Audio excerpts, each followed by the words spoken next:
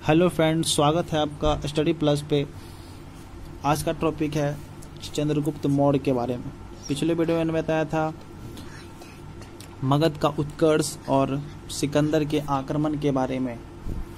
तो अगर वो वीडियो आप लोगों ने नहीं देखा है तो उसका लिंक मैं डिस्क्रिप्शन में डाल दूंगा, तो वहाँ से आप देख सकते हो। तो चलिए स्टार्ट करते हैं। सम्राट चंद्रगुप्त महान थे, उन्हें चंद्रगुप्त महान कहा जाता है। सिकंदर के काल में हुए चंद्रगुप्त ने सिकंदर के सेनापति सेल्यूकस को 2 बार बंधक बनाकर छोड़ दिया था। सम्राट चंद्रगुप्त मौर्य के गुरु चाणक्य थे।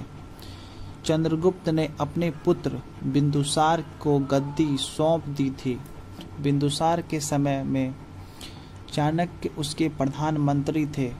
इतिहास में बिंदुसार को महान पिता का पुत्र और महान पुत्र का पिता कहा जाता है, क्योंकि वो चंद्रगुप्त मौर्य के पुत्र और सम्राट अशोक महान के पिता थे। चंद्रगुप्त महान के प्रारंभिक जीवन के बारे में जानकारी हमें जैन और बौद्ध ग्रंथों से प्राप्त होती है। विशाख दत्त के नाटक मुद्रा दाक्षस में चंद्रगुप्त को नंद पुत्र न कहकर मौर्य पुत्र कहा गया है। यह भी कहा जाता है कि चंद्रगुप्त मूरा नाम की भूल महिला के पुत्र थे। यह महिला घनानंद के राज्य में नर्तक थी, जिससे राजज्ञा से राज्य छोड़कर जाने का आदेश दिया गया था, और वह महिला जंगल में रहकर जैसे तैसे अपने दिन गुजार रही थी। कहते हैं कि चंद्रगुप्त मौर्य का जन्म 340 ईस्वी पूर्व में मौर्य अथवा मौर्य वंश के कुल में हुआ था। चंद्रगुप्त मौर्य की माता का नाम मूरा था। उन्हें यह मानते हैं कि वह मयूर टॉमर्स के मयूरा जनजाति के थे। वो जन्म से ही गरीब थे। उनके पिता नंदों की सेना में एक अधिकारी थे, जो कि कारणवश नंदों द्वारा मार दिए गए। उनके पिता की मौत उसके जन्म लेने से पहले ही हो गई थी।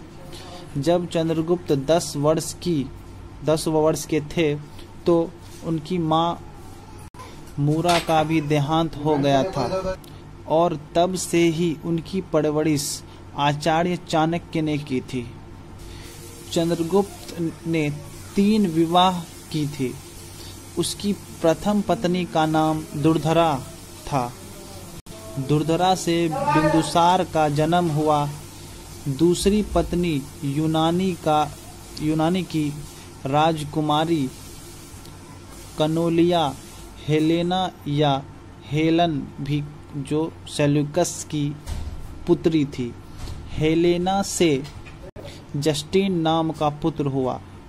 कहते हैं कि उस एक तीसरी पत्नी भी थी, जिसका नाम चंद्रनंदनी था। चाणक्य और पोरस की सहायता से चंद्रगुप्त मौर्य मगध के सिंहासन पर बैठा और चंद्रगुप्त ने यूनानियों के अधिकार से पंजाब को मुक्त करा। चंद्रगुप्त मौर्य ने नंदी वंश शासक घनानंद को पराजित कर 25 वर्ष की अवस्था में मगध के सिंहासन की बागडोर संभाली थी। चंद्रगुप्त का नाम प्राचीनतम अभिलेख साक्य रुद्रदामन का जूनागढ़ अभिलेख में मिलता है। चंद्रगुप्त मौर्य का शासन प्रबंध बड़ा व्यवस्थित था। इसका परिचय यूनान राजदूत मेगास्थनीज के विवरण और कौटिल्य के अर्थशास्त्र से मिलता है। चंद्रगुप्त मौर्य के काल में भारत एक शक्तिशाली राष्ट्र था। 18 महाजनपदों में बटे भारत में उसका जनपद सबसे शक्तिशाली था।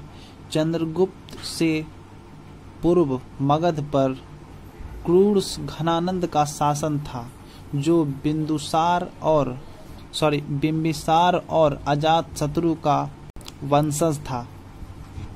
चाणक्य के शिष्य चंद्रगुप्त मौर्य 322 से 298 ईस्वी पूर्व तक शासन किया। घनानंद से जो युद्ध हुआ था उसने देश का इतिहास बदल कर रख दिया। प्राचीन भारत के 18 जनपदों में से एक था महाजनपद मगध। मगध का राजा था घनानंद।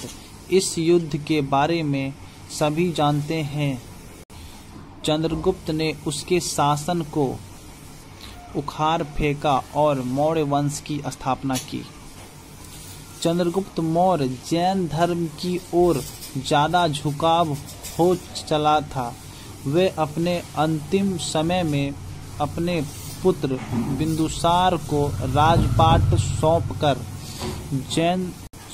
द्रोणाचार्य भद्रबाहु से दीक्षा लेकर उसके साथ श्रवणबेलगोला चला गया, मैसूर के पास चले गए थे, तथा चंद्रगिरी पहाड़ी पर काया कलेश द्वार 297 ईस्वी पूर्व अपने प्राण त्याग दिए थे। Thanks for watching. अगर आपको ये वीडियो अच्छा लगे तो लाइक, कमेंट और शेयर जरूर करें। Thank you.